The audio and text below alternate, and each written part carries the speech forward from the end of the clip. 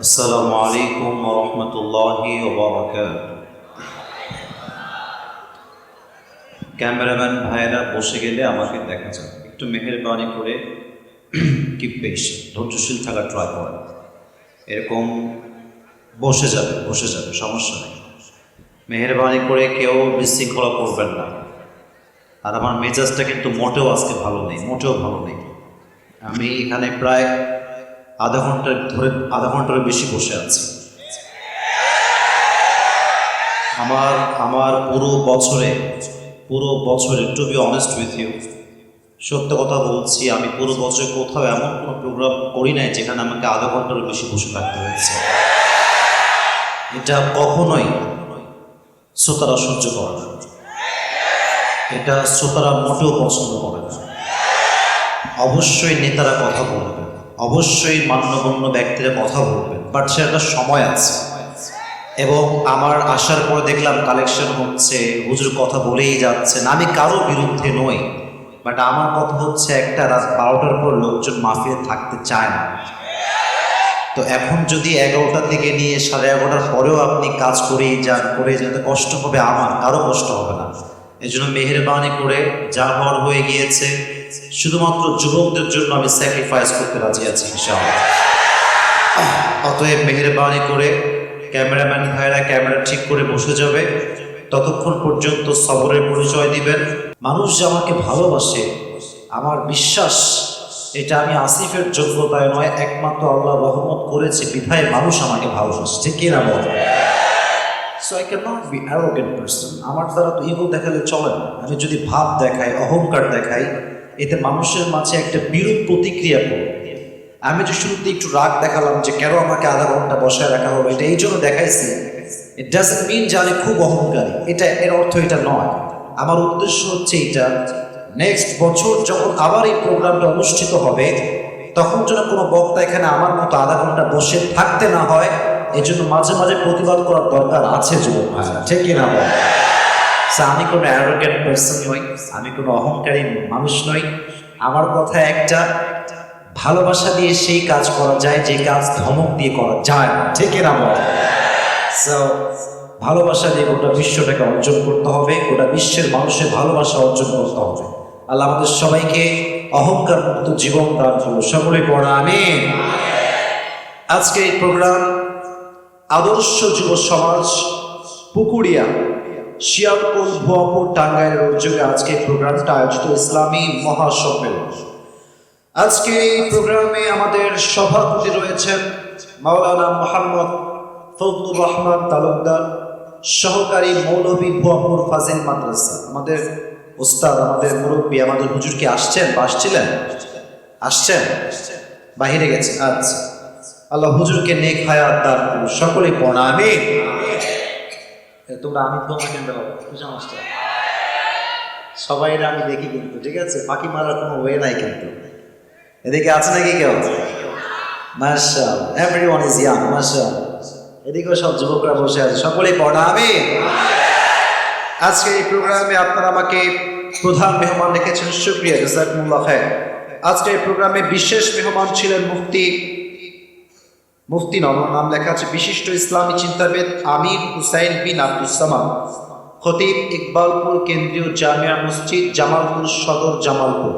অনেক সুন্দর কথা বলছেন, কথা বলছে আমাদের সবাইকে আমল করার তৌফিক দান করুন।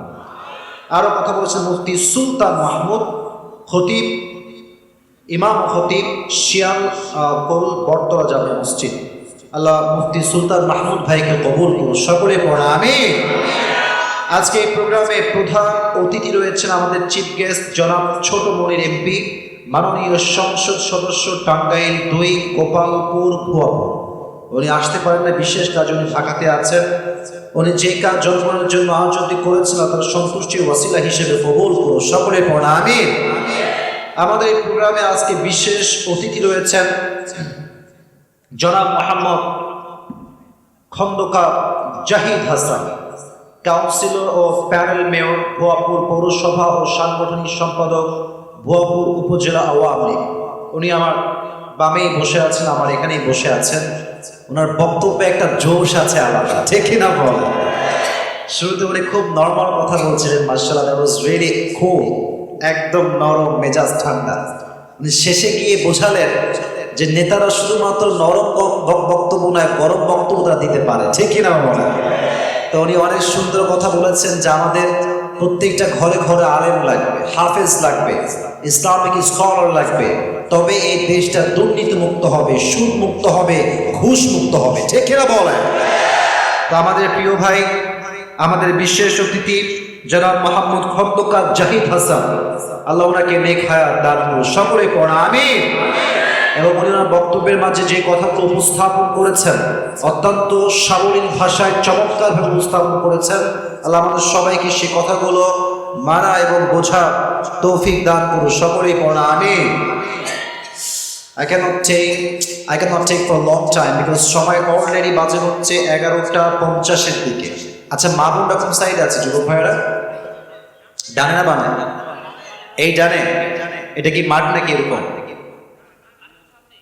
আর একটু সামনে। আচ্ছা, মা বোনরা যদি এসে থাকেন, প্রত্যেকটা মা বোন তার পক্ষ থেকে দোয়া এবং ভালোবাসা, প্রত্যেকটা মা বোনকে আল্লাহ তাআলা খাদিজার চরিত্রবান হওয়ার তৌফিক দান করুন।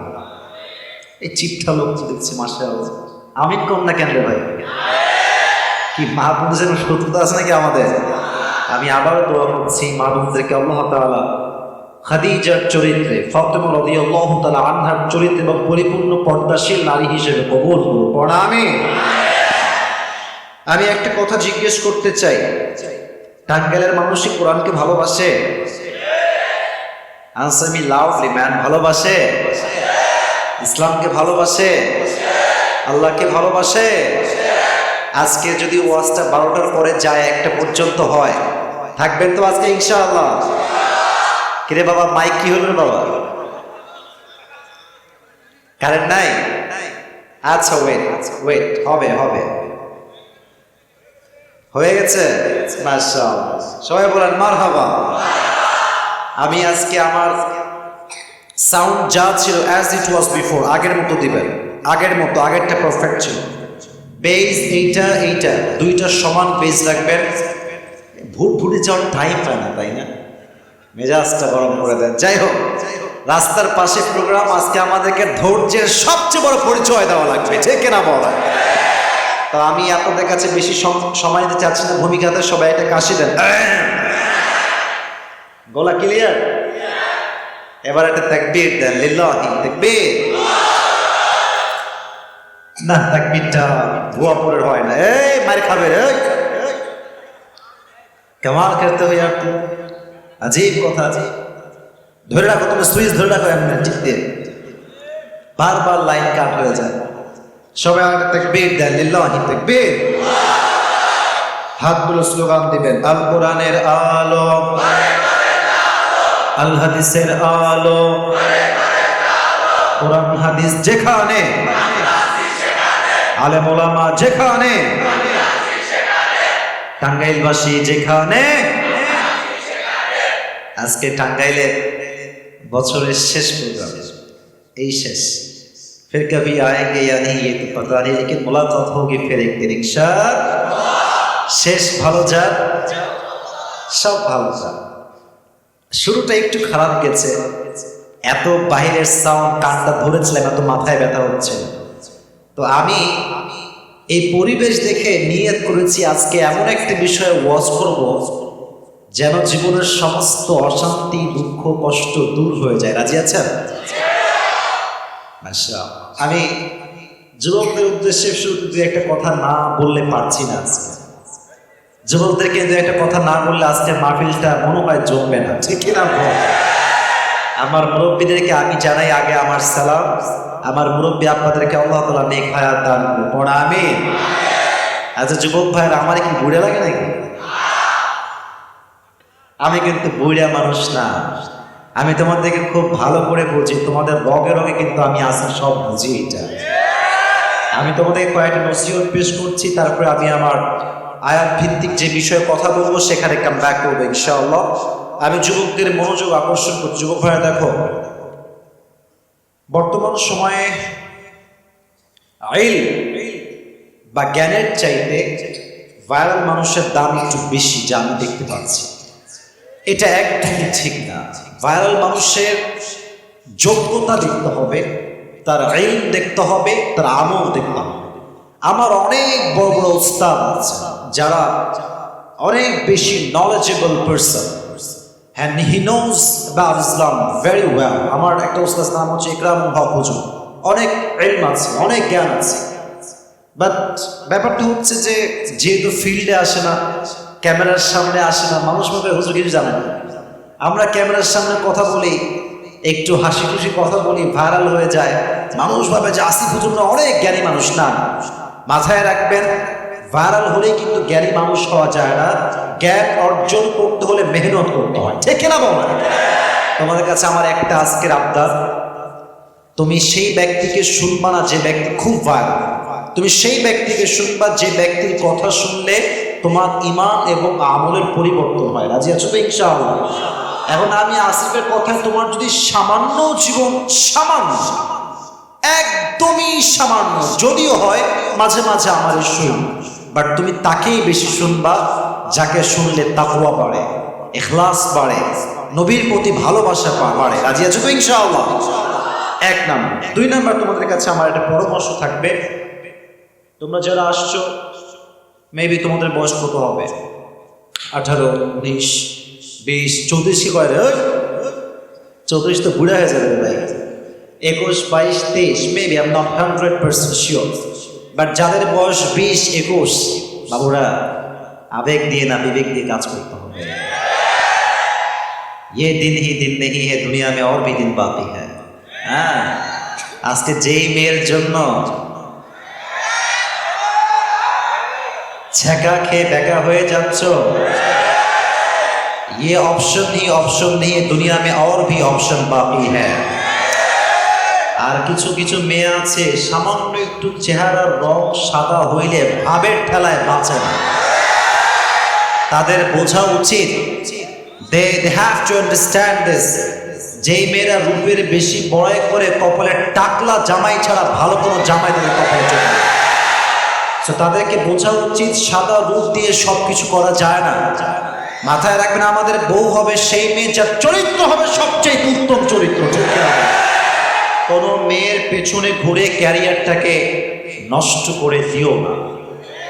আমি যে মাঝে মাঝে কথাগুলো বলি, অনেক হুজুরের গা জমে,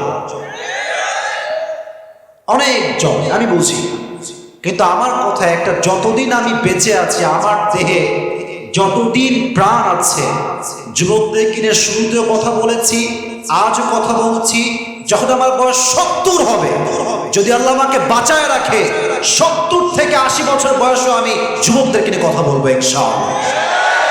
কেন বলবো? কারণ যুব সমাজ ঠিক তো পুরো বাংলাদেশ ঠিক হয়ে যাবে।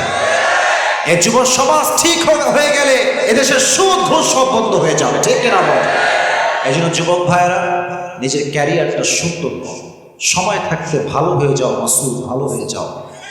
আর তোমারে আমি বলি, আগে হাইশো না, দাঁত খেলায়ও না, দাঁত খেলায়ও না বাবুরা।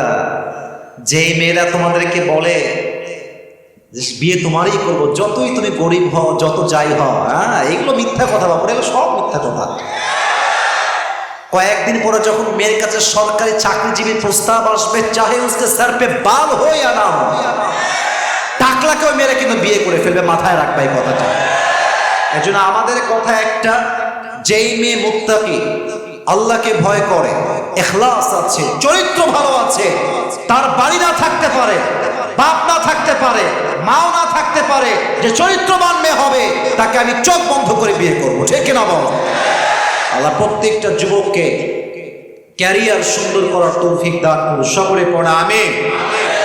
আর যারা আসছেন, শেষ কথা বলে আমি আমার আয়াত ভিত্তিক তাফসীর শুরু করব। আমার মুখে একটু তাকান তো, আমি ঘেমে গেছি, আমি জানি আমাকে দেখতে এখন আমার বেশি সুন্দর লাগতেছে না, বাট আমার এই যে মনে না, আগে আমি বলি, আমার প্রশ্ন করতে দেন। আমার মুখে এটা কি? মাইকের উপরে উঠাইছেন, জবাবটা জোরে পাই, এটা কি? এটা অনেক হুজুররা, ছাত্ররাও আছে মাদ্রাসা। আচ্ছা, আমাকে মন থেকে বলেন তো, আমি আসিফকে দাঁড়িয়ে দেখে, answer me loudly, am I looking camp? Am I looking unsmart? Am I looking backdated? No. আমার বিশ্বাস, যে মুরব্বীর মুখে দাঁড়িয়ে আছে, যে যুবকের মুখে দাঁড়িয়ে আছে, সে শুধুমাত্র পুরুষ নয়, সে একজন সিংহ পুরুষ। এখন কথা হচ্ছে, হুজুর আপনি দাড়ির কথা কেন বলছেন? দাড়ির কথা এই জন্য বলছি যে আজকে আমরা একটা নিয়ত করে ওয়াজ শুরু করব যে আজ থেকে আমরা দাড়ি আর কাটবো না। জোরে বলেন ইনশাআল্লাহ।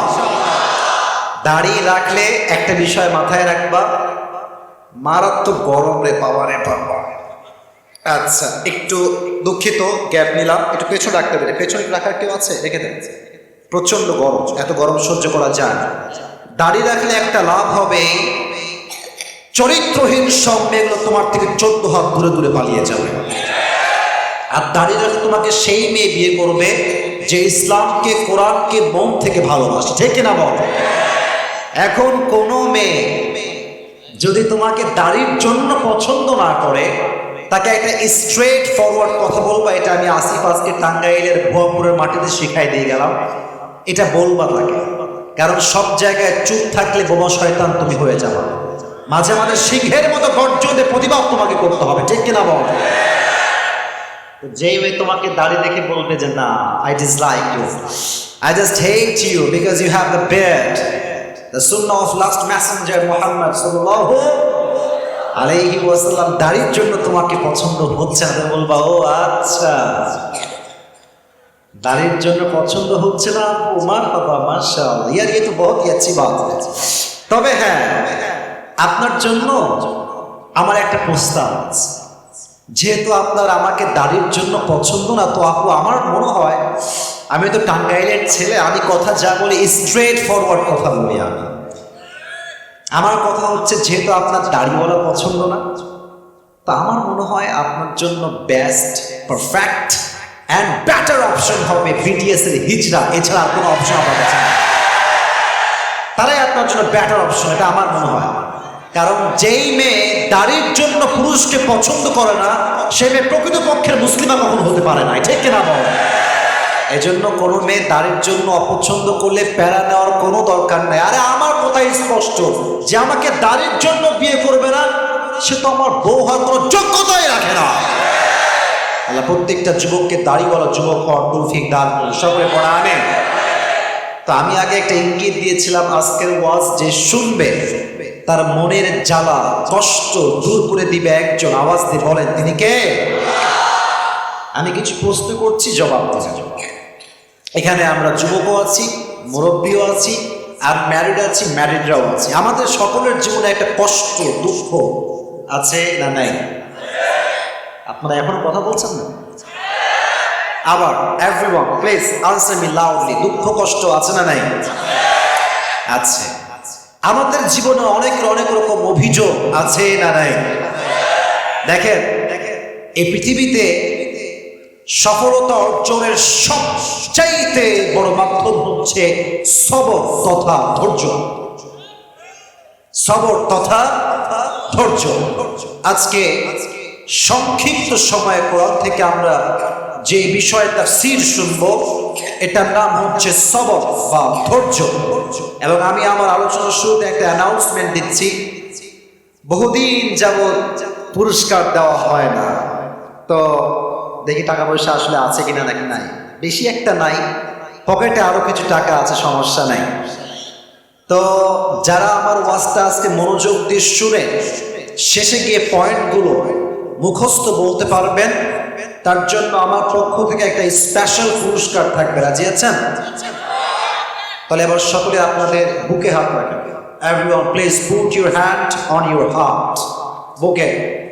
আমি যা বলি আমাকে ওয়াদা করেন, সবাই এক বাক্যে ডাক দিয়ে বলেন হুজুর। টাঙ্গাইলের সন্তানদের আওয়াজ তো কাপুরুষের মতো নয়, বীর পুরুষের মতো হওয়া লাগবে, ঠিক কিনা বলো? মন থেকে বলেন সবাই, হুজুর আমরা ওয়াদা করছি আপনার তাফসীর শেষ পর্যন্ত শুনে তারপরে আমরা দোয়া করে বাসায় যাব। এই হাত তুলে সকলেই বলেন ইনশাআল্লাহ।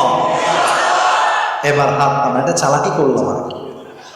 দেখা যাক এবার কে ওঠে।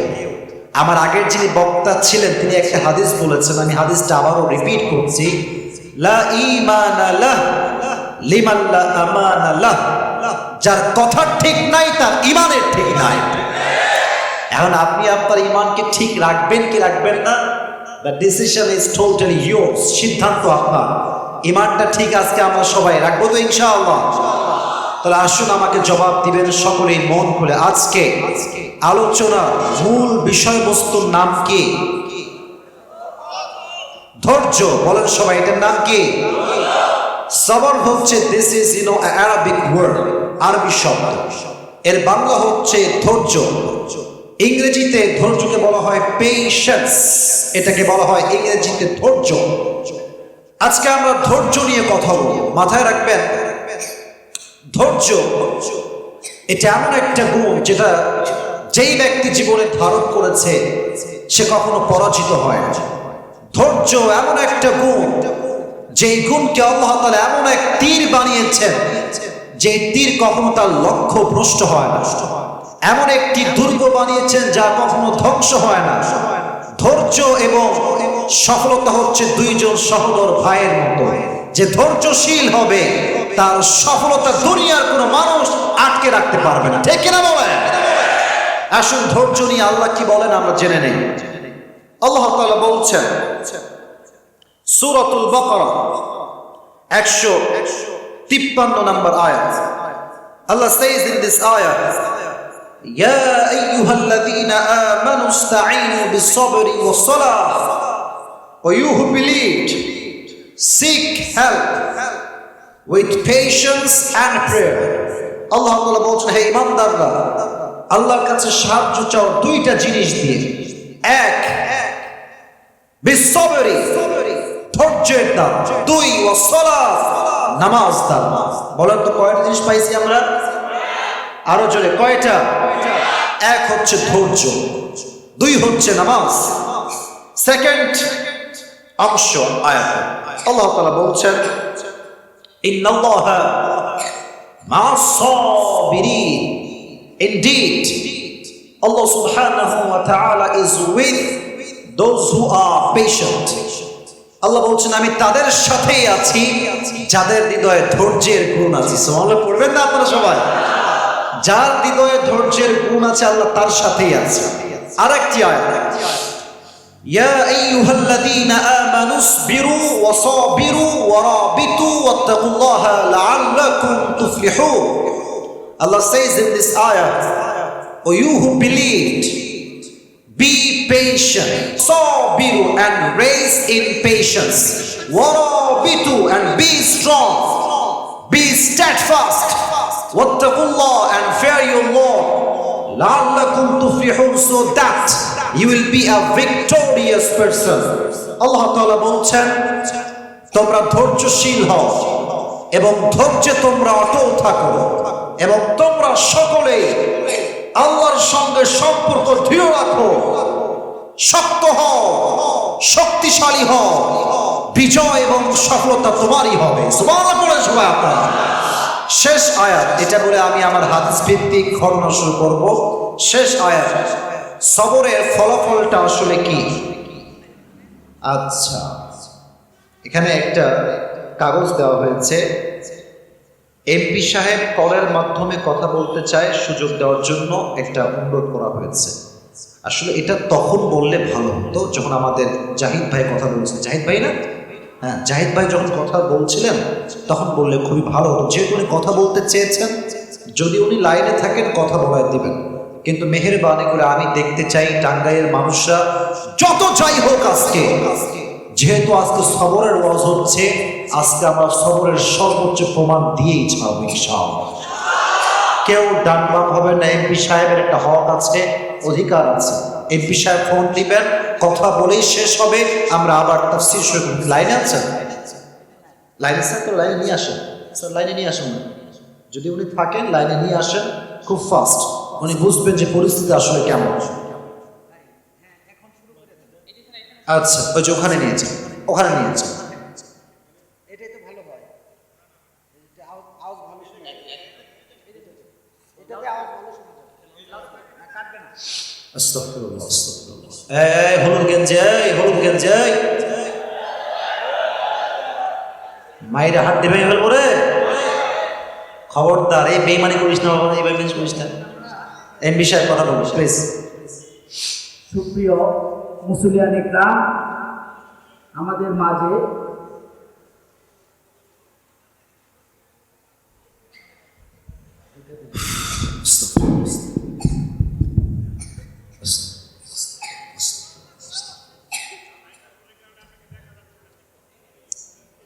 আচ্ছা আচ্ছা ঠিক আছে, সমস্যা নেই। উঠাও, দেখা যাবে, সমস্যা নেই।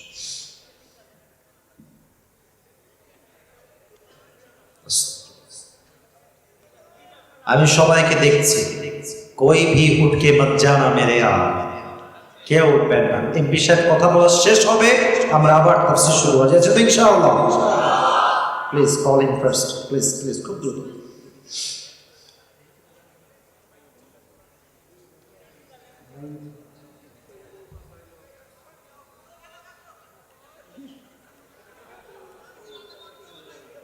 না কেমনে বক্তব্য দেবো ভাই, শুরুতে বসলাম 40 মিনিট।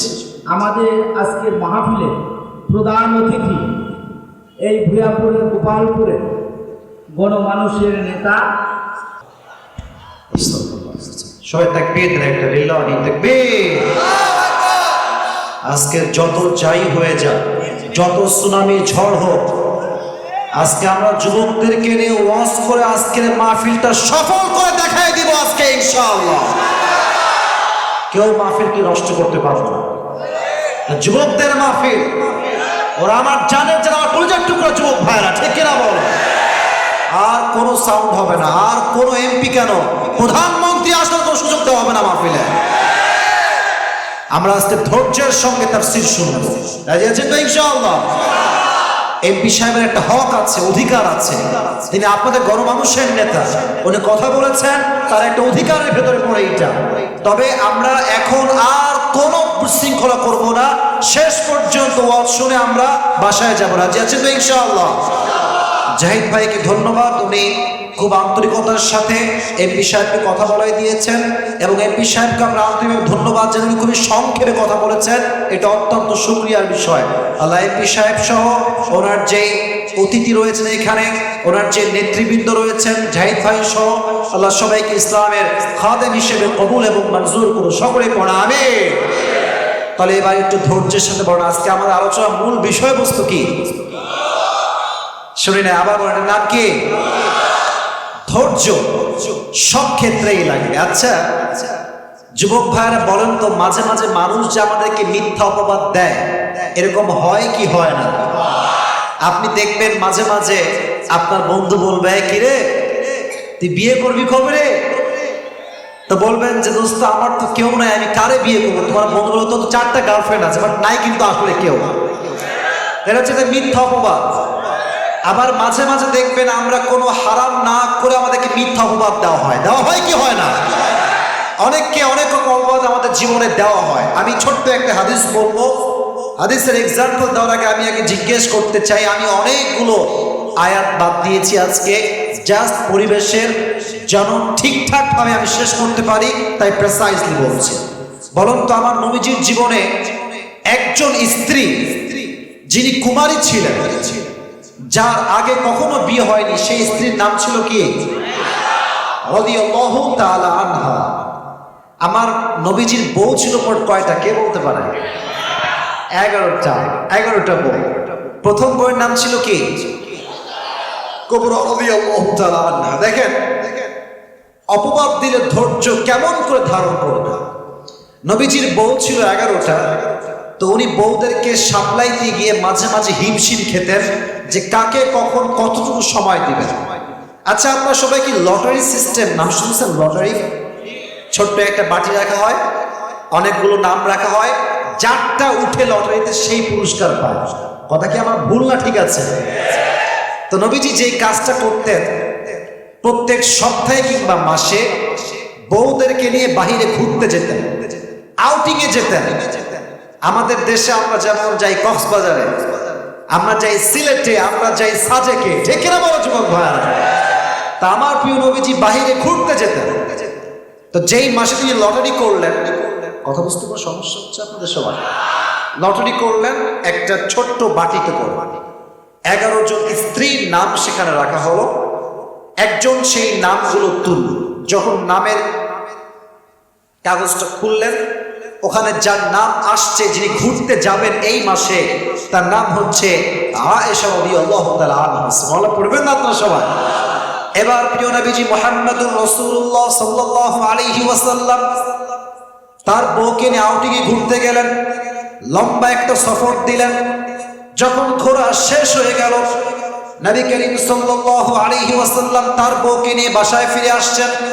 আগের যুগে বিয়ে হতো পালকিতে করে, নাম হচ্ছে পালকি। এটাকে আরবিতে বলা হয় হাউদাজ, বাংলা হচ্ছে পালকি। তো নবী করিম সাল্লাল্লাহু আলাইহি ওয়াসাল্লাম তার বউকে নিয়ে পালকিতে ঘুরতে গিয়েছেন। পালকিটা কেমন আমি বোঝাচ্ছি। এটা হচ্ছে উট, উটের পিঠের উপরে একটা হাউদাজ করা হতো। পালকি গোল চারকোনা ঘরের মতো, চতুর্পাশে পর্দা থাকতো।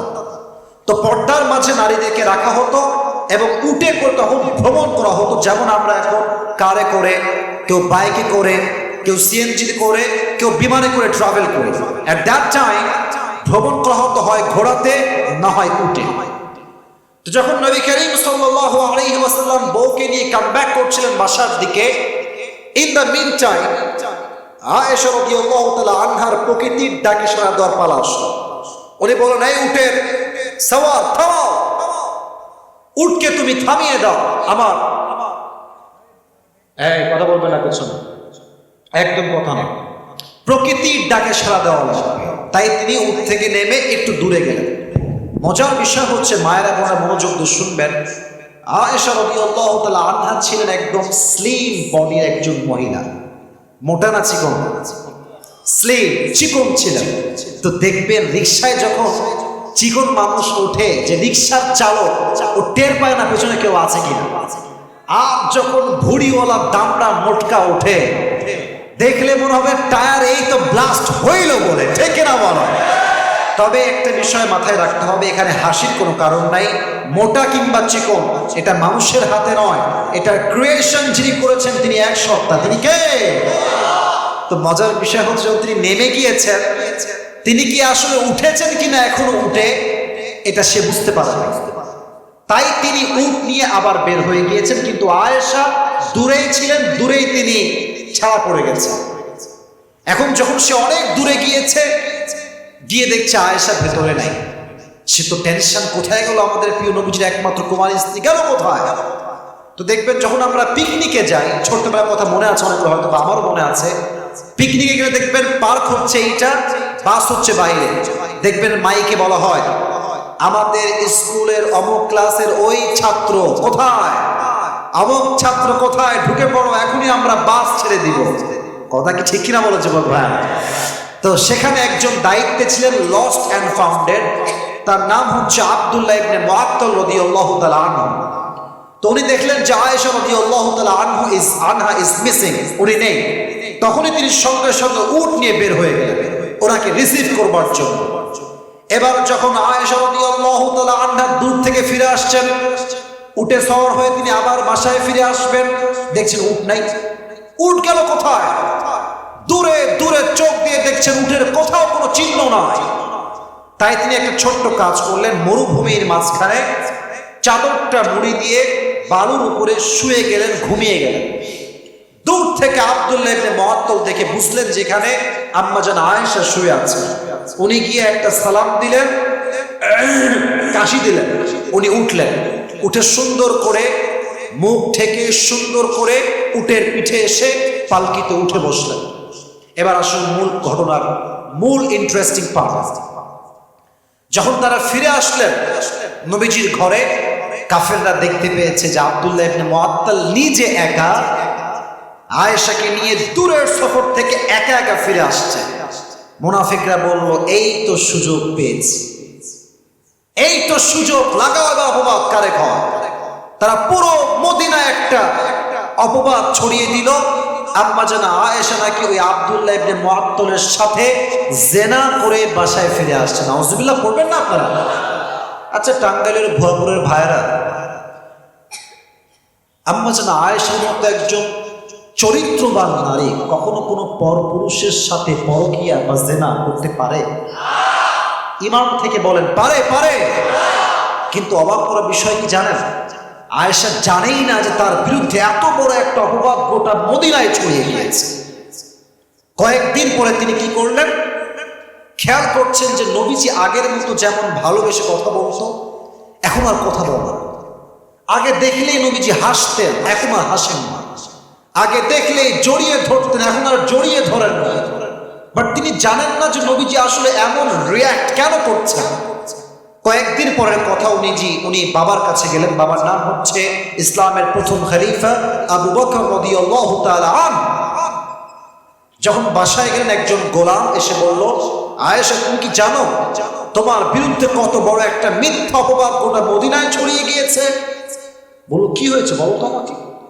তো সেই মহিলা বলল যে আপনার নামে এই অপবাদ দেওয়া হয়েছে, আপনি নাকি আব্দুল্লাহ ইবনে মুআত্তালের সাথে সফর করে ফিরে আসার সময় জেনা করে ফিরে আসছেন। নাউজুবিল্লাহ পড়বেন না আপনারা?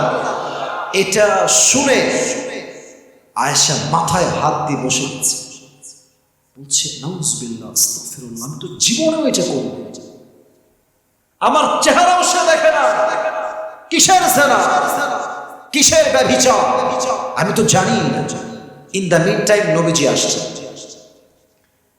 নবী যখন ঘরে আসবেন, আয়েশা তার আব্বাকে বলছে, আব্বা জান আপনি তো জানেন আপনার মেয়ে কত ভালো, আপনি তো জানেন আপনার মেয়ের চরিত্র কত ভালো, আপনিও কি এটা বিশ্বাস করেন? আব্বা বলছে, আমি কি বলবো, সব খবর তো রাখে একজন, তিনি কে? এরই মাঝে নবীজি আসছে। দেখেন সত্য কথা হচ্ছে, বিপদে পড়লেও কিন্তু দেখবেন মাঝে মাঝে আপন মানুষের চেহারা পরিবর্তন হয়ে যায়। আবার দেখবেন আশেপাশে যত মানুষ আপনাকে বলে তোমাকেই ভালোবাসি, তোমার সঙ্গে সুখে দুঃখে সব সময় আমি আছি, দেখবেন যেই দিন আপনার টাকা থাকবে না, স্বার্থপর মানুষগুলোকে আপনি হারিকেন দেওয়ার আশেপাশে খুঁজে পাবেন না। পুরোটাই স্বার্থের খেলা, পুরো দুনিয়া। তো যখন নবীজি আসছেন, আয়েশা বলছে, আচ্ছা আমার স্বামী আপনি বলেন, আপনি কি এটা বিশ্বাস করেন? তো নবীজি বলছে, দেখো আয়েশা, যে কোনো মানুষই কিন্তু অন্যায় করতে পারে, তো তুমি যদি অন্যায়টা করেই থাকো তুমি আল্লাহর কাছে তওবা করে নাও। এই কথা শুনে আয়েশা আর সহ্য করতে পারল না, কান্না শুরু করলো, দুই চোখ দিয়ে অঝরে পানি ঝরছে আর বলছে, ইয়া রাসূলুল্লাহ আপনি আমার স্বামী হয়ে আসতে আমাকে বিশ্বাস করলেন না, আমার আর কোনো ভরসা নাই, আমার একমাত্র ভরসা এখন ধৈর্য, আর ধৈর্য ধারণ করলে আমার সঙ্গী হবে একজন, তিনি কে? উনি বললেন, আমি ধৈর্যের মতো হাতিয়ারকে আজকে অবলম্বন করলাম, আমি আর কারো সাথে কোনো কথাই বলবো না। এবার আসেন সবরের ফলাফল কাকে বলে, ধৈর্য ধরলে কি হবে। আহা কি সুন্দর হাদিস। আয়েশার চরিত্র যে পবিত্র ফুলের মতো, তিনি যে ধৈর্য ধারণ করেছেন, এটার বিনিময়ে আল্লাহ তাআলা তার চরিত্রকে পবিত্র করবার জন্য কোরআনে তার চরিত্রের ব্যাপারে একটা আয়াত নাযিল করে দিয়েছেন, যে তার চরিত্রে কোনো ভেজাল নাই। ইন্নাল্লাযীনা জাউ বিল ইফকি উসবাতুম মিনকুম লা তাহসাবুহু শাররান লাকুম বাল হুয়া খায়রুল লাকুম। নবী হে, কাফেরদের কিছু লোক আপনার কাছে আপনার স্ত্রীর উপর একটা অপবাদ নিয়ে আসছে, বিশ্বাস করবেন না, অপবাদকে আপনি কানে দিবেন না, মাথায় রাখবেন আপনার স্ত্রীর মতো চরিত্রবান স্ত্রী এই তল্লাটে আর কেউ হতে পারে না। ঠিক কিনা বলো যুবক ভাই? তাহলে মাথায় রাখতে হবে, অপবাদ আসতে পারে, মিথ্যা অনেক ব্লেম আপনাকে সহ্য করতে হতে পারে, বাট যদি আপনি ধৈর্যশীল হতে পারেন, আপনি যে নিষ্পাপ এটা সব আল্লাহ নিজেই প্রমাণ করবে। সুবহানাল্লাহ পড়েন আপনার সবাই। এবার আরেকটা ছোট্ট হাদিস শোনাই, সব ঘটনা ভিত্তিক হাদিস, আশা করছি আপনারা শুনলে আপনাদের দিলে একটা পরিবর্তন আসবে। আমি আগেই জিজ্ঞেস করেছিলাম, নবীজির প্রথম স্ত্রী যিনি ছিলেন তার নাম কি ছিল? সবাই বলেন এক বাক্যে দেখি। খাদিজা। ট্রাক গেছে, আওয়াজ আমি শুনি নাই। নবীজির প্রথম স্ত্রীর নাম ছিল কি? রাদিয়াল্লাহু তাআলা আনহা। আচ্ছা বলেন তো, খাদিজা কি কুমারী ছিলেন না ডিভোর্সি ছিলেন? ডিভোর্সি ছিলেন। এটা কোনো ক্রিটিসাইজ করে বলছি না, জাস্ট হাদিসটা শেয়ার করব তাই ভূমিকায় আছে। ওনার বয়স যখন একদম শুরুর দিকে, ওনার প্রথমে একটা বিয়ে হয়। বিয়েটা হওয়ার পরে একটা সন্তান হয়, ছেলে সন্তান। তার নাম হচ্ছে হিন্দ। নামটা সবার থেকে শুনতে চাই, নামটা কি? হিন্দ। প্রথম সন্তান হওয়ার কিছুদিন পরে খাদিজার স্ত্রী হঠাৎ করে, খাদিজার স্বামী হঠাৎ করেই মারা যায়। যার স্বামী মারা যায় যুবতী অবস্থায়, একমাত্র সেই মেয়ে বোঝে স্বামী হারাবার কষ্ট এবং যন্ত্রণা কাকে বলে। ঠিক কিনা বলেন?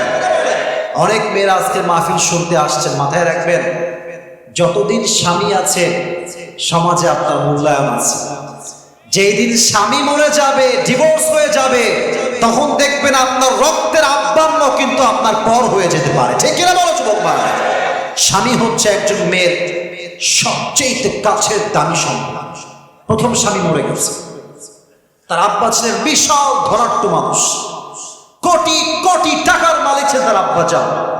সেকেন্ড টাইম তিনি আবার বিয়ে দিলেন, আর একজন সন্তান হওয়ার পরে সেই স্বামীটা আবার মারা গেল। এইভাবে বর্ণনায় আসছে, কোনো জায়গায় 2, কোনো জায়গায় 3, কোনো জায়গায় 4, একাধারে তার প্রত্যেকটা স্বামী মারা গেছে। এবার খাদিজা এতটা ভেঙে গেছে, উনি নিয়ত করেছেন তাকাররা খাদিজা আন্নাহা লাম তাতাযাওয়াজা মাররাতান উখরা। খাদিজা একদম দৃঢ় প্রতিজ্ঞা করেছে, আমি আমার জীবনে I will never ever get married again. এটাই আমার শেষ বিয়ে, আমি জীবনে আর কখনো বিয়ে করব না। কিন্তু তিনি ভেঙে গেলে কি হবে? তিনি ধৈর্য হারান নাই, এই নিয়ত করেছেন। ইস, দেখেন ধৈর্য কত বড় লেভেল। স্বামী তো সব শেষ, সন্তানগুলো বাকি আছে। মাত্র স্বামী বিদায়ের কয়েকদিন পরে খাদিজার মাথার সবচেয়ে বড় তাজ ছায়া তার আব্বা মরে গেল। একজন মেয়ের স্বামী নাই, বাবা নাই, বোন নাই, মা নাই। আচ্ছা বলেন তো, তার জীবনে আপন বলতে কি দুনিয়াতে আর কেউ আছে? বুঝি নাই তো, হাদিসগুলো বুঝতে হবে। আর কেউ কি আছে? বলেন বলেন, আর কেউ না। এই তো শুরু হলো সবরের ধাপ। কোটি টাকার বিজনেস, হাজার হাজার কোটি টাকার ব্যবসা কে সামলাবে? খাদিজা একাই তার বাবার হাজার কোটি টাকার সম্পত্তি সবরের সাথে মৃত্যুর শেষ নিঃশ্বাস পর্যন্ত একাই সামলেছে। সুবহানাল্লাহ পড়বেন না আপনারা সবাই? এবার একদিন খাদিজা রাদিয়াল্লাহু তাআলা আনহা ঘুমিয়ে আছেন। ভোররাত যখন হবে, তাহাজ্জুদের সময় যখন হবে, তখন তিনি স্বপ্ন দেখছেন রাতটা একদম অন্ধকার, আমাবস্যা রাতের মতো অন্ধকার চতুর্পাশ। হঠাৎ করে তিনি আকাশের দিকে তাকিয়েছেন, দেখছেন একটা চাঁদ আকাশে আছে। যখন তিনি চাঁদের দিকে তাকিয়েছেন, চাঁদটা সাথে সাথে তাকানোর সাথে সাথে আকাশ থেকে নিচের দিকে নামা শুরু করেছে। আর যখন নিচের দিকে নেমে এসেছে, খাদিজার বুক বরাবর, একদম বুক বরাবর কাছাকাছি চলে আসছে। আর চাঁদের এত আলো ছিল, চাঁদের আলোতে পুরো আমাবস্যার অন্ধকার রাতের মতো রাত, চাঁদের আলোতে পুরো জায়গাটা আলোকিত হয়ে গিয়েছে। সুবহানাল্লাহ পড়বেন না আপনারা? তিনি ভাবলেন যে স্বপ্নের ব্যাখ্যা কি? কাঁপ দিয়ে উঠেছে, লাফ দিয়ে উঠেছে, কি হইল এটা, কি দেখলাম? খুব দ্রুত তিনি এবার তার চাচা, তার নাম হচ্ছে ওয়ারাকা বিন নাফেল, দৌড়ে গিয়েছে। চাচা যান, রাতে আমি একটা ভয়ঙ্কর স্বপ্ন দেখেছি, আমাকে ব্যাখ্যা বলেন, কি ব্যাখ্যা হবে? কি স্বপ্ন বলো আমাকে, বলো। বলছে আমি দেখলাম চাঁদের একটা টুকরা আমার দিকে দৌড়ে আসছে, আর চাঁদে এতটা আলো, পুরো জগৎটা তার আলোতে আলোকিত হয়ে গিয়েছে। ব্যাখ্যা কি হবে? উনি বললেন দেখো, ব্যাখ্যা তো হ্যাঁ বলা যাবে না, আমাকে আসমানি কিতাব তাওরাত এবং ইনজিল পড়তে হবে। উনি তাওরাত খুললেন, ইনজিল খুললেন, ব্যাখ্যা করলেন। ব্যাখ্যা করেই বলছেন Khadija, good news, good news, সুসংবাদ, বড়ই সুসংবাদ। কি সুসংবাদ বলেন? বলছে আমি তাওরাত এবং ইনজিল পড়ে বুঝতে পেরেছি শেষ নবী তোমার স্বামী হিসেবে কবুল হতে চলেছে। এবার খাদিজার খুশি আর কে আটকাবে? এবার তাকে আর কে ধরে? অপেক্ষা, কবে আসবে সেই স্বপ্নের পুরুষ? লম্বা একটা হাদিস, বাট আমি প্রিসাইসলি বলছি শর্টকাট। একদিনের কথা, খাদিজা একজন ব্যবসায়ী ছিলেন। তো ব্যবসায়ী যারাই ছিল মদিনা এবং মক্কায় সবাইকে তিনি চিনতেন। তা আমার প্রিয় নবী যখন ব্যবসার কাজ শুরু করেছেন, উনি ইন্ডিভিজুয়ালি কোনো ব্যবসায়ী ছিলেন না, মানুষের ব্যবসা তিনি সামলাইতেন। তো উনি এতটা বিশ্বস্ত ছিলেন যে পুরো মদিনা এবং মক্কায় তার একটা উপাধি ছড়িয়েছিল, তার নাম হচ্ছে আল আমিন, বিশ্বস্ত যুবক। সুবহানাল্লাহ পড়বেন না আপনারা সবাই? তো এই খবরটা খাদিজার কানে যায়। তো উনি বললেন যে তাই নাকি, সে যুবকের বাসা কোথায়, ওনাকে নিয়ে আসো, ইনভাইট করো। তো তিনি কিন্তু শিওর না যে এটা কি শেষ নবী কিনা, উনি কিন্তু এটা শিওর না।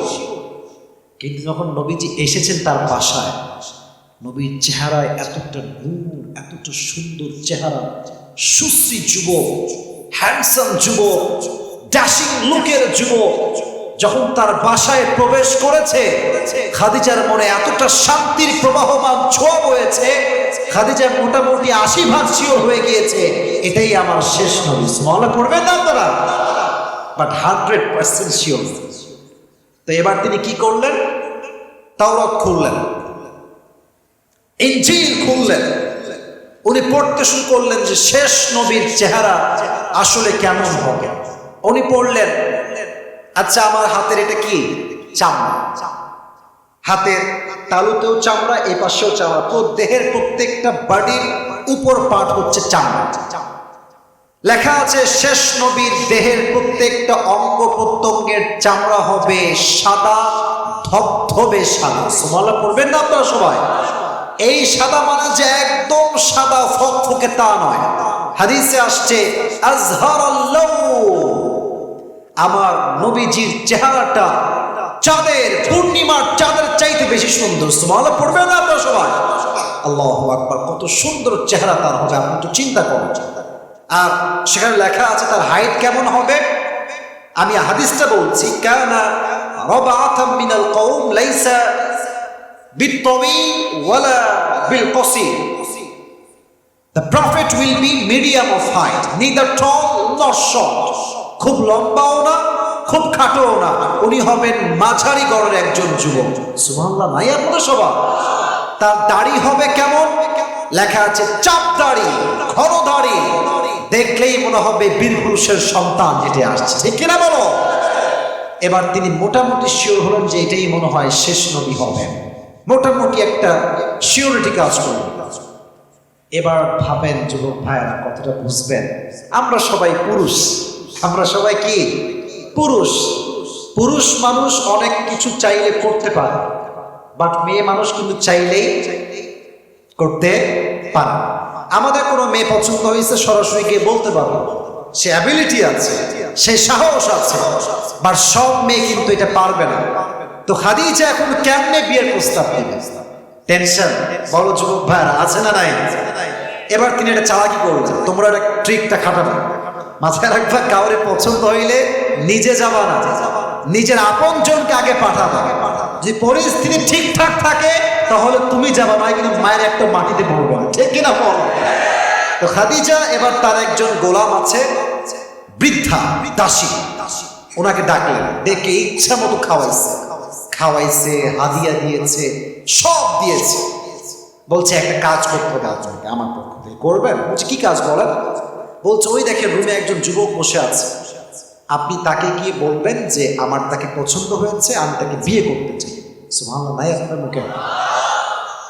বলছে ও আচ্ছা, এইটার জন্য এত খাওয়ান দাওয়ান, তাই না? এই জন্য এত হাদিয়া আপনি আমাকে দিচ্ছেন? না না, এত কিছু লাগবে না, আমি তো আপনার দাসী, আপনি যা বলবেন তাতেই আমি পাবো।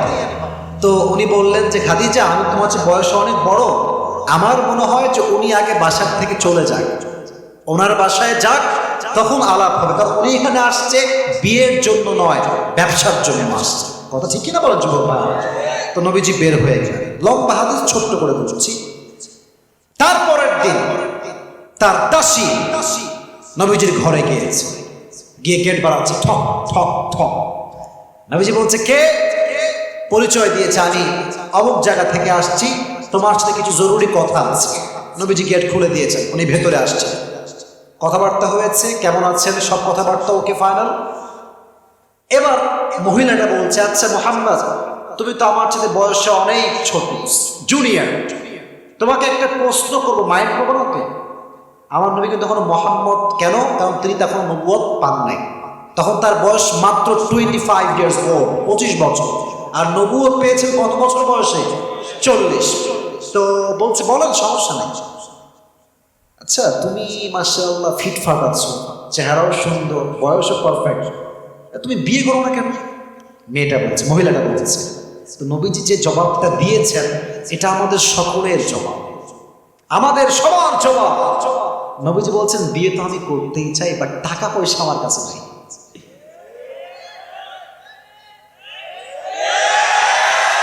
টাকা নাই যুবক ভাইয়ারা, এটা নবীর কথা নয়, এটা বাংলাদেশের হাজার হাজার যুবকের মনের কথা। টাকা না থাকলে মেয়ের বাপরা বলে, বাবা আমি দিতাম না। কিন্তু যদি কেউ আসে, দাড়ি পেকে গিয়েছে, सर पे तो पहले से ही बाल नहीं है, আপনার নাম কি? বলে, আমার নাম মজনু মিয়া। আপনি কি করেন? বলে, চাকরি। কেমন চাকরি? বলে, পিওনের চাকরি। পিওনের চাকরি? এটা সরকারি? ওরে বাবা, আসেন আসেন আসেন আসেন আসেন। আজকালকার কিছু বাবা, নট এভরিওয়ান, কিছু বাবা টাকা থাকলে টাকলার সঙ্গে নিজে মেয়েকে বিয়ে দিয়ে দেয়। এটা করবেন তো। এবার দেখেন, এই আগে হাসবেন না, আগে হাদিসের মর্মার্থ বুঝেন। এবার সেই দাসী বলছে, আচ্ছা টাকার সমস্যা? কোনো সমস্যাই নাই। আমার কাছে এমন একজন মেয়ের সন্ধান আছে, এদিকে আমার হাত দেখে দেখেন, আমার হাত, যাকে বিয়ে করলে মোহর দেওয়া লাগবে না, যাকে বিয়ে করলে তোমার পোশাক দেওয়া লাগবে না, যাকে বিয়ে করলে তোমার কোনো খাওয়ান দাওয়ান দেওয়া লাগতো না, যাকে বিয়ে করলে তোমার কোনো বাসা দেওয়া লাগবে না, কিচ্ছু দেওয়া লাগবে না, বরং সেই মেয়ে তোমার যা লাগবে সব তোমাকে দিবে। সুবহানাল্লাহ, নাই আপনাদের সবার? এখন নবীজি বলে, কি রে, এমন মেয়ে কোথায় আছে? মোহর দেওয়া লাগবে না, বাড়ি দেওয়া লাগবে না, কিছুই দেওয়া লাগবে না। How come it possible? মাসমুহা, ওই মেয়ের নাম কি আমাকে বলো না এখন আপনি। এবার সে সুযোগে কোপ মারছে, বলছে, ইসমুহা খাদিজা, তার নাম হচ্ছে খাদিজা। সুবহানাল্লাহ, পড়বেন না আপনারা? তো নবীজি বলছে, মাশাআল্লাহ, মনে মনে, কারণ নবীজি কিন্তু খাদিজাকে আগাগোড়াই পছন্দ করেন। কিন্তু প্রস্তাব কেমনে দিবে? কারণ তিনি হচ্ছে 15 বছরের বড়, তিনি হচ্ছেন বড় ব্যবসায়ী, উনি তো একজন গরিব মানুষ। তো উনি বললেন, আচ্ছা আমি রাজি আছি, বাট আমার যিনি চাচা আছেন আবু তালেব, ওনাকে নিয়ে কালকে আমি আপনাদের বাসায় যাব, তারপরে সব দেখা যাবে। আমি কিন্তু আমার হাদিসের মূল মেসেজ এখন দিতে পারি নাই যুবক ভাইরা। এবার আবু তালেব নবীজিকে নিয়ে তার বাসায় গিয়েছে, মাত্র কয়েকজন লোক আসছে, আবু তালেব দাঁড়িয়ে গিয়েছে সবার সামনে।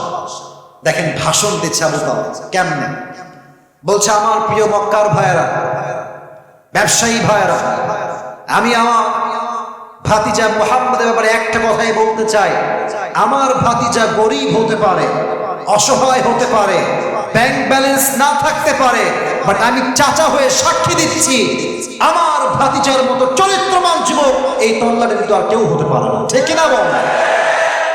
ভাষণ দিয়েছে, ভাষণ দিয়ে সব ঠিকঠাক। এবার খাদিজার পক্ষে আরেকজন দাঁড়িয়েছে, তার নাম হচ্ছে ওয়ারাকা বিন নাফি। এবার উনি বলছেন, আবু তালেব, আপনি কথা ভুল বলেন না, আপনার কথা ঠিক, তবে আপনাকে এটাও মাথায় রাখতে হবে, খাদিজা একজন ডিভোর্সি মেয়ে হতে পারে, বাট খাদিজার কাছে ধন সম্পত্তি আছে, যে চরিত্র আছে, যে মানবতাবোধ আছে, এই তল্লাটে আর দ্বিতীয় কারো এটা নাই। ঠিক কিনা বলেন? তা আমরা দুইজনেই একমত, আমরা চাইলে এখন সামনের দিকে যেতে পারি। তো ঠিক আছে, মাশাআল্লাহ, আব্দ সম্পূর্ণ হয়ে গেল। বিয়ের ক্ষেত্রে মোহর তো লাগবে, যতই বলো দিতে হবে না, নিব না, দেওয়া তো লাগবে। তা আবু তালেব বলছে, খাদিজা, আমি খুবই গরিব মানুষ, আমার ভাতিজাও অনেক গরিব, তো তোমাকে দেওয়ার মতো কিছুই আমাদের কাছে নাই, তবে একটা মোহর আমি নির্ধারণ করেছি, তোমাকে আমি আজকে 20টা উট মোহর হিসেবে দেব। কয়টা উট? হাদিস তো শেষ হয় না, এখন তো ইন্টারেস্টিং পার্ট বাকি আছে। খাদিজা বলছে মাশাআল্লাহ আমি গ্রহণ করলাম, কোনো অবজেকশন নাই। আর আজকে যখন তুমি কাবিন নামায় লিখবা তোমার দেনমোহর কত, এই যে ঝামেলাগুলো, বলবে তোমাকে 20 লাখ লিখতে হবে, 30 লাখ লিখতে হবে। আর কি হয়, টাকা তো 2 পয়সা দেয় না, বাসরাতে বউয়ের পা ধরে বসে থাকে যে বউ আমারে মাফ করে দাও, আমি দিতে পারবো না। এটা কাপুরুষতার নমুনা, ঠিক কিনা বলো যুবক ভাই? যা দিতে পারবেন নগদ, ইন ক্যাশ, কোনো বাকি হবে না। তোমাকে আমি 1 লাখ দিব, এখনই দিব। আর বাবাদেরকে, বাবাজানরা, মোহরটাকে কঠিন করবেন না। যদি বিয়েকে কঠিন করেন, বিয়েটা কমে যাবে, জেনার সংখ্যা সমাজ আমাদের বেড়ে যাবে। 20টা উট দিল মোহর হিসেবে। এবার দেখ খাদিজার মন কত বড়। আচ্ছা, মেহমান আসলে বিয়ের বাড়িতে খাওয়াইতে হয় না? এটাকে আরবিতে বলা হয় ওয়ালিমা। এটার নাম কি? কি খাও? নবীর কাছে টাকা পয়সা কিছুই না। খাদিজার মন কত বড়, বলছে আমার স্বামী তো গরিব মানুষ, আমাকে যে 20টা উট মোহর দেওয়া হয়েছে, এই 20টা উট আজকে মেহমানদের জন্য জবাই করে। 20টা উট জবাই হয়ে গেল, উনি একটা উটও রাখলেন, সব জবাই হয়ে গেল। এবার আসেন বাসরাতের কথা। যেদিন বাসরাত হলো নবীজির, নবীজি ডান পাশে বসে আছেন, খাদিজা বাম পাশে বসে আছেন। বাসর রাতে খাদিজা নবী করিম সাল্লাল্লাহু আলাইহি ওয়াসাল্লামকে ডাক দিয়ে বললেন, আচ্ছা আপনি জানেন যে আমি আপনাকে কিসের বিনিময়ে পেয়েছি? উনি বলছেন না জানি না। বলো কিসের বিনিময়ে পেয়েছো? বলছে আমার জীবনে আমি আমার প্রত্যেকটা স্বামীকে হারিয়েছি, আমি আমার জন্মদাতা পিতাকে হারিয়েছি, আমি আমার জীবনে এমন কিছু নাই যা পেয়েছি, সব হারিয়ে ফেলেছি। আমি শুধুমাত্র ধৈর্য ধারণ করেছি। আর আমার ধৈর্যের ফলাফল হিসেবে আমার মতো খাদিজাকে, যার কয়েকবার স্বামী মারা গিয়েছে, বাপ মারা গিয়েছে, আমার মতো নারীকে আল্লাহ তাআলা ধৈর্যের বিনিময়ে আপনার মতো চরিত্রবান যুবক শেষ নবীকে আমার স্বামী হিসেবে আল্লাহ কবুল করে নিয়েছে। সবর, ধৈর্য। অনেকে আমরা আছি বিয়ে করতে চাই বাট বিয়ে করতে পারি না। কেন? মনের মতো মেয়ে আমরা পাই না।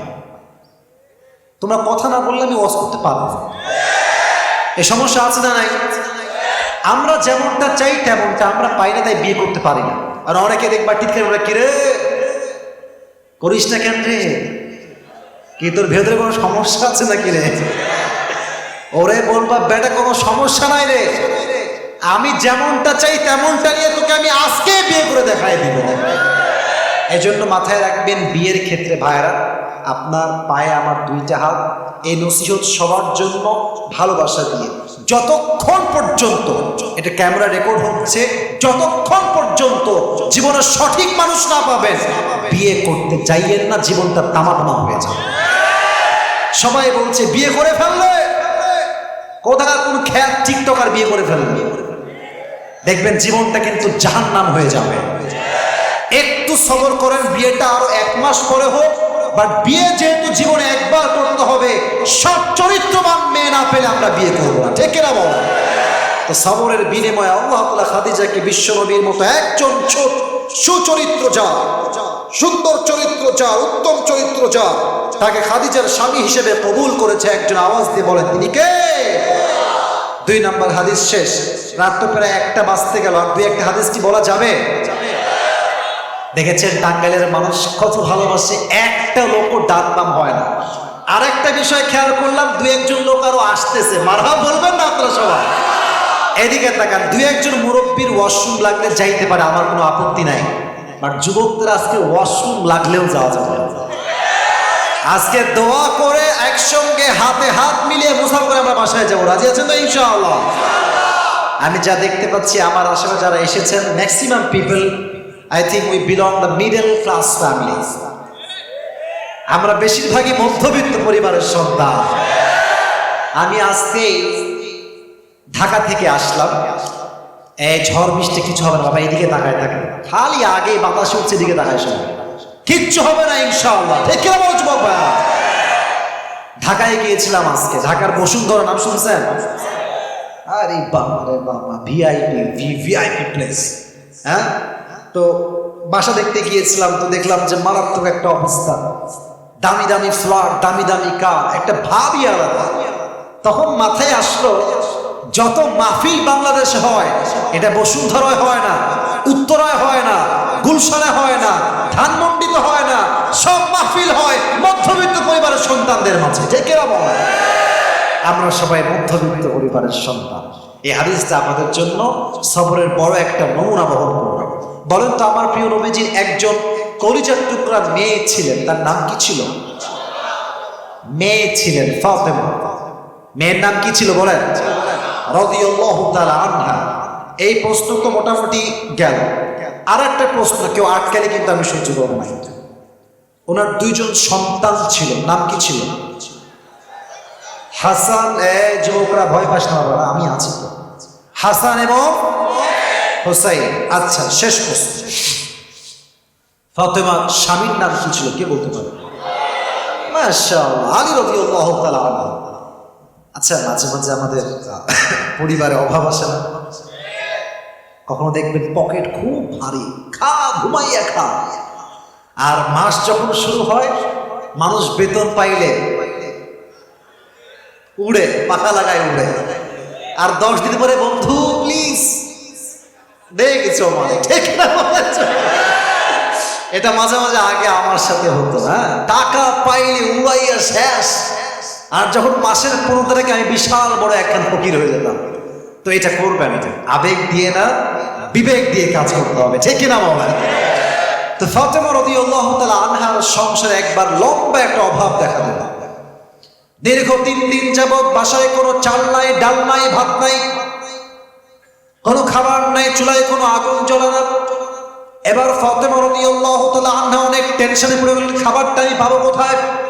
স্বামীর কাছে আসছে, আলী তুমি আমাকে পরামর্শ দাও, আমি কেমন করে রিজিকের বন্দোবস্ত করতে পারি?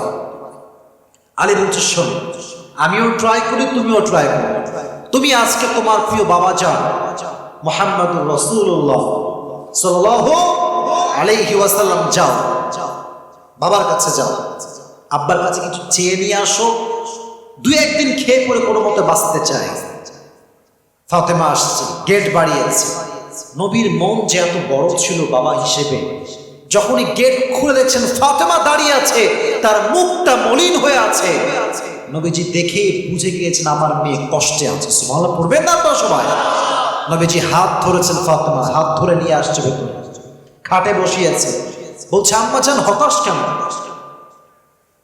টেনশন কেন তোমার? কিসের চিন্তা আমাকে বলো। এবার ফাতেমা রাদিয়াল্লাহু তাআলা আনহা ডাক দিয়ে বলছে, আব্বা জান 3 দিন যাবত বাসায় কোনো খানা নাই, চাল নাই, ডাল নাই, ভাত নাই, কিচ্ছু নাই। আতিনি শাইআন, গিভ মি সামথিং, আমাকে কিছু দান করেন, আমার কাছে কিচ্ছু নাই। এবার বাবা যান ধৈর্যের পরীক্ষা নেওয়া শুরু করলেন। এদিকে তাকা। নবীজি বললেন, আমার কাছে আছে 5টা বকরি, 5টা দোয়া। কয়টা অপশন? ভুয়াপুরের ভাইরা অপশন কয়টা? 5টা বকরি, 5টা দোয়া। তুমি কি চাও? ফাতেমা তো বুঝে গেছে আব্বা জান আমাকে সবরের পরীক্ষা নিচ্ছে, ধৈর্যের পরীক্ষা আমাকে দেওয়াই লাগবে, পাস আমাকে করতেই হবে। বলছে, আব্বা জান 5টা বকরি লাগবে না, 5টা দোয়া শিখাই দিলে আমি ফাতেমা খুশি হয়ে যাব। দোয়াটা আমার সাথে সবাই পাঠ করেন। শোনেন, বাতাস দেখে ভয় পাবেন না। টাঙ্গাইলের মানুষের কাছে বৃষ্টি এবং ঝড়ের চাইতে কোরআনটা সবচাইতে বেশি দামি জিনিস। ঠিক কিনা বলেন? সবাই পড়েন, ইয়া আউয়ালাল আউয়ালিন, ইয়া আখিরাল আখিরিন, ইয়া যাল কুওয়াতিল মাতিন, ইয়া রাহিমাল মাসাকিন। শেষ দোয়া 5 নাম্বারটা সবার মুখস্থ আছে এটা। অতএব বাঘের মতো, সিংহের মতো গর্জন দিয়ে পাঠ করবেন। সকলেই পাঠ করেন, ইয়া আরহামার রাহিমিন। এই 5টা দোয়া যে অভাবে পড়বে এবং ধৈর্য ধারণ করবে, হাদিসে আসছে তার অভাবটা নিমিষেই সব দূর হয়ে যাবে। ফাতেমা ফিরে আসছে, ওদিকে আলী বসে আছে ঘরে ক্ষুধার্ত অবস্থায়। চাল ডাল আসলে রান্না হবে, আমি ভাত খাবো। দেখছে ফাতেমা আসছে, ডান হাতও খালি, বাম হাতও খালি, কিচ্ছু নাই। মানুষের পেট খালি তো দেমাগ ঠান্ডা থাকে না। পেট শান্তি তো সব শান্তি। তো আলী গেছে খেপে, এই ফাতেমা খাবার কই, ডাল ভাত কোথায়, তুমি তো খালি হাতে ফিরে আসছো আমার কাছে। তো ফাতেমা বলছে, না না, খালি হাতে ফিরে আসি নাই, যাহাবতু লিদ-দুনিয়া ওয়া জিতু বিল আখিরাহ। হে আলী, আমি তো গিয়েছিলাম খালি হাতে দুনিয়া চাওয়ার জন্য। আমার আব্বা আমার 2 হাত ভর্তি দুনিয়া দেয় নাই, আমার 2 হাত ভর্তি আখিরাত দিয়ে আমাকে ফিরাই দিয়েছে। আমি আখিরাত নিয়ে আসছি। তো আলী বলছে, এত কথা আমি শুনলাম, আমার ভাত লাগবেই লাগবে। এবার আলী নিজে বের হয়ে গেছে, জামাই শ্বশুরের কাছে আসছে। তো এবার শ্বশুর ভাবছে জামাইকেও আজকে সবরের পরীক্ষা নেওয়া লাগবে। আলী সংখ্যা বাড়াই দিয়েছে, বলছে শোনো, আমার কাছে 5000 বকরি আছে আর 5টা দোয়া আছে, তুমি কোনটা নিবে? এবার আলী বলতেছে, এই তো করলাম মহাবিপদ দেখছি, কিন্তু বুঝে গিয়েছেন নবী আমার সবরের পরীক্ষা নিচ্ছেন। আলী বলছেন, ইয়া রাসূলুল্লাহ, 5000 বকরি নয়, 5টা দোয়া শিখাই দিলে আমি আলী খুশি হয়ে যাবো। সুবহানাল্লাহ বলবেন না? নবীজি সেই সেম 5টা দোয়া আলীকে শিখাই দিলেন। এবার আলীও খালি হাতে ফিরে আসছে। ফাতেমা বলছে, কি খবর? হ্যাঁ, আমাকে তো খুব রাগ দেখালে, তোমার হাত ফাঁকা কেন? তো বলছে, ঠিক আছে, তোমাকে কি শিখাচ্ছে আমাকে বল। উনি 5টা দোয়া পাঠ করে বলছে, ও তাই নাকি, এটা আমিও শিখে আসছি, চলো আমরা 2 জন মিলে আমল শুরু করি। হাদিসে আসছে 2 জন মিলে 5টা দোয়ার আমল করেছে, সবর ধারণ করেছে, নিমেষে আল্লাহ তাআলা সমস্ত অভাবকে দূর করে দিয়েছে। সুবহানাল্লাহ পড়ে সবাই। অতএব অভাব আসলে ভেঙে যাবেন না, আর এইটা বলবেন না যে আল্লাহ কি মানুষ পায় না, খালি কি দুনিয়াতে আমি একাই আছি নাকি, সব কষ্ট আমার উপরে। যে ডায়লগ ভালো আছে না, যে কেন কেন কেন, এইটা বলা যাবে না। মাথায় রাখবেন, আল্লাহ যারে ভালোবাসে বেশি, তারে আল্লাহ পরীক্ষা করে বেশি। আল্লাহ যাকে ভালোবাসে বেশি, তাকে আল্লাহ কষ্ট দেয় বেশি। আল্লাহ দেখতে চায় যে আমার প্রিয় বান্দা আমাকে কতটা বেশি স্মরণ রাখে। এই জন্য মাথায় রাখতে হবে, অভাব আসতে পারে, দুঃখ আসতে পারে, কষ্ট আসতে পারে, বাট আমরা প্রত্যেকটা সিচুয়েশনকে ফেস করব একটা গুণ, ধৈর্যের দ্বারা।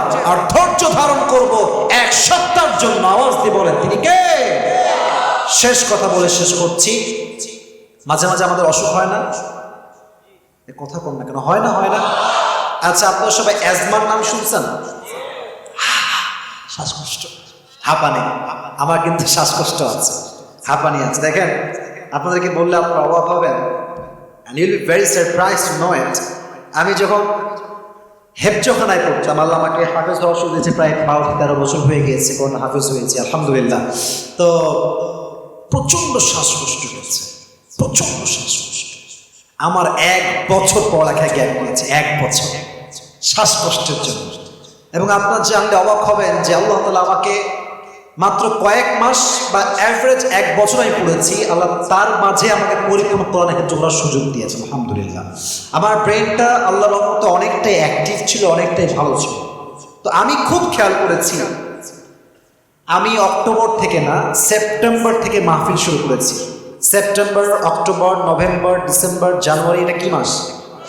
ফেব্রুয়ারি। মনে হয় অন অ্যাভারেজ প্রায় 6 মাস প্রত্যেক দিন মাহফিল করেছি, শুধু ভোটের কয়েকদিন বাদ দিয়ে, খুবই কম, হয়তো কয়েকদিন বাদ দিয়ে, ভোট যেদিন হয়েছে সেই সময়টা। চিন্তা করে আমি ধৈর্য ধারণ করেছি বিধায় এই পুরো 6টা মাসে কখনো আমার এতটা শ্বাসকষ্ট হয় নাই যে আমার প্রোগ্রাম বন্ধ হয়ে গিয়েছে। সুবহানাল্লাহ পড়বেন না আপনারা সবাই? প্রত্যেকটা প্রোগ্রাম আমি করেছি, প্রত্যেকটা প্রোগ্রাম করেছি এবং ভালোভাবে সুন্দরভাবে করেছি। কারণ কি, অসুখে আমি মন ভাঙি না, আমি ভাবি একটা, যে দেওয়ার মালিক সে চাইলে আমাকে শেফা চাইলে দিতে পারে কি পারে না। আমার কাছে একটা কল আসলো সেই দিন যে হুজুর একজন মহিলা কল দিয়েছে মেডিকেলের বেড থেকে, বলছে হুজুর ব্লাড ক্যান্সার। কি ক্যান্সার? মানুষ বাঁচে এগুলো হইলে, সহজে বাঁচে। তো বলছে হুজুর আমি তো মরেই যাব, আমি আপনার ওয়াজ মাঝে মাঝে শুনি, দোয়া করে। তো এটা শুনে আমারও আঘাত লাগছে যে আমি এমন একজন রোগীর সাথে কথা বলছি মারা যাবে। তো আমি একটা কথাই বললাম, আমি প্রায় মাহফিলের কথাগুলো মাঝে মাঝে বলি, যে আমার প্রিয় বোন, ডাক্তার কোনো হায়াত মৌতের মালিক নয়, হায়াত মৌতের মালিক একজন, জোরে সোরে বলতে পারলো না তিনি কে? আমি বললাম আপনি ধৈর্য ধারণ করেন, আল্লাহর উপরে ভরসা রাখেন।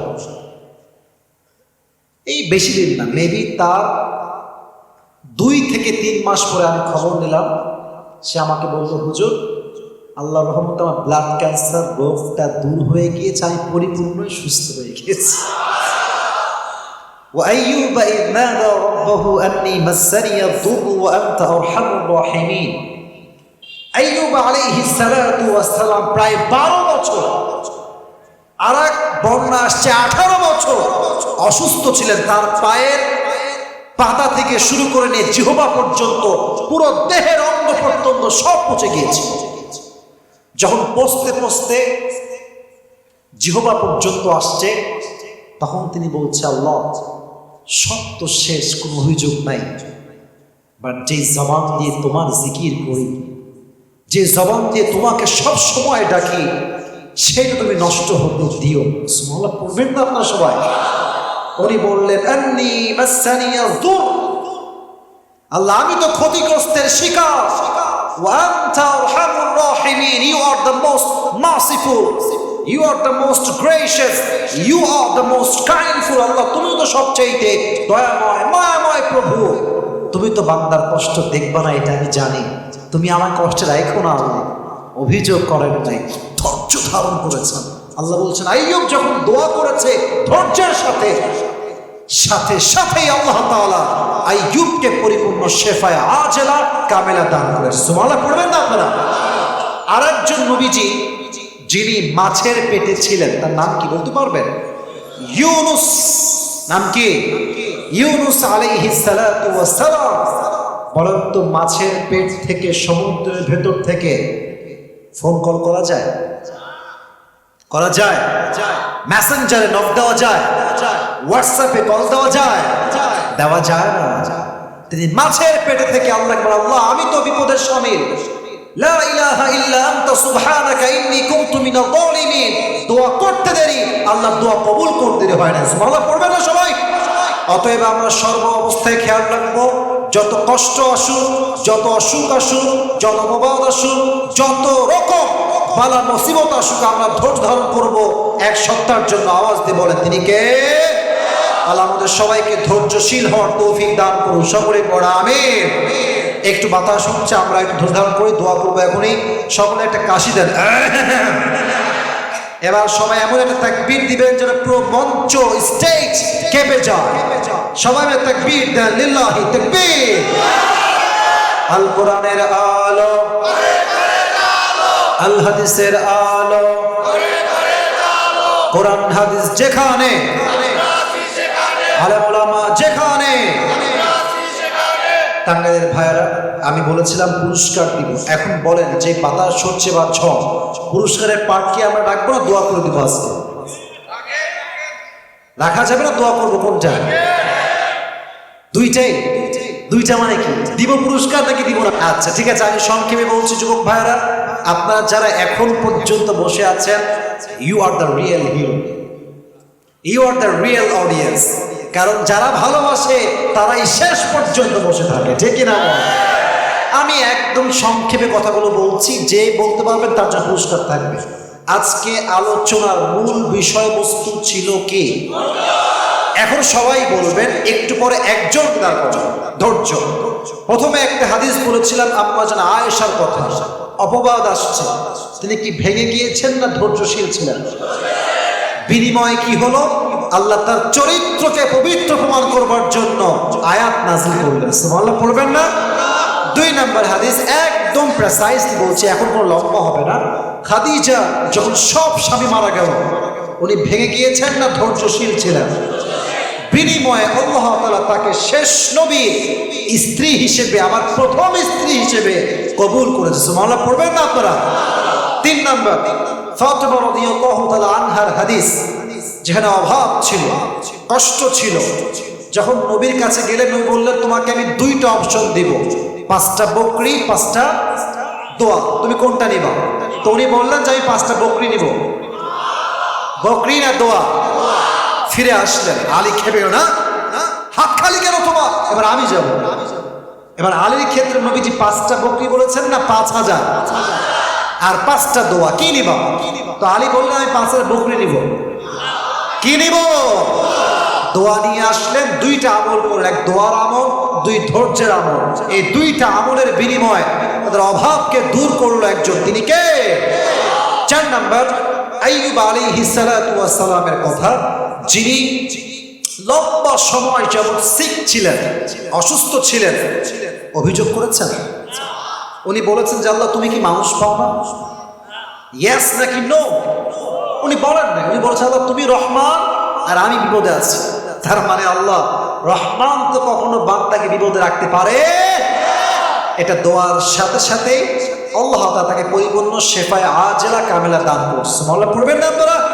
এবং সর্বশেষ আমরা শুনেছি ইউনুস আলাইহিস সালাতু ওয়াস সালামের কথা, যিনি মাছের পেটে আটকে গেছিলেন। তিনি তো আল্লাহকে বলেন আল্লাহ তুমি তো আমাকে অনেক কষ্ট দিয়েছো, দোয়াই করবো না আজকে, তাই বলছেন নাকি তিনি? আল্লাহ তুমি আমাকে মুক্তি দান করো, লা ইলাহা ইল্লা আনতা সুবহানাকা ইন্নী কুনতু মিনাজ জালিমিন। আল্লাহ আমাকে মাফ করো, মুক্তি দাও, তুমিই তো মুক্তি দেওয়ার মালিক। ওনার দোয়া এবং ধৈর্য দেখে তাকে মাছের পেট থেকে মুক্তি দিয়েছে একজন, তিনি কে? যে যুবকের কথাগুলো মনে আছে দাঁড়িয়ে যান।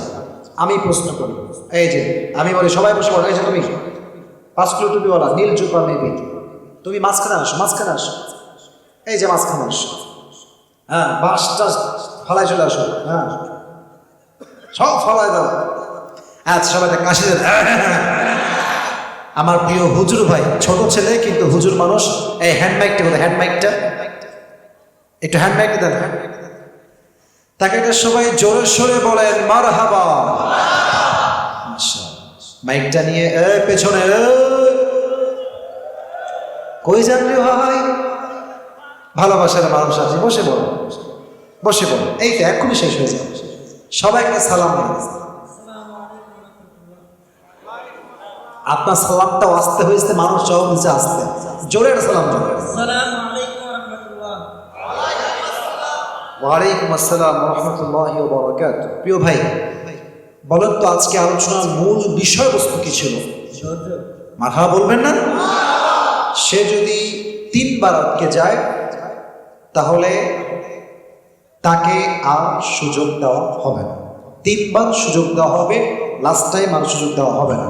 আর যখনই সে উত্তর দিয়ে দিবে, আপনার টাঙ্গাইলের মানুষ আপনার তাকবীর দিবেন এবং মারহাবা বলবেন জোরে শুনে। রাজি আছেন তো ইনশাআল্লাহ?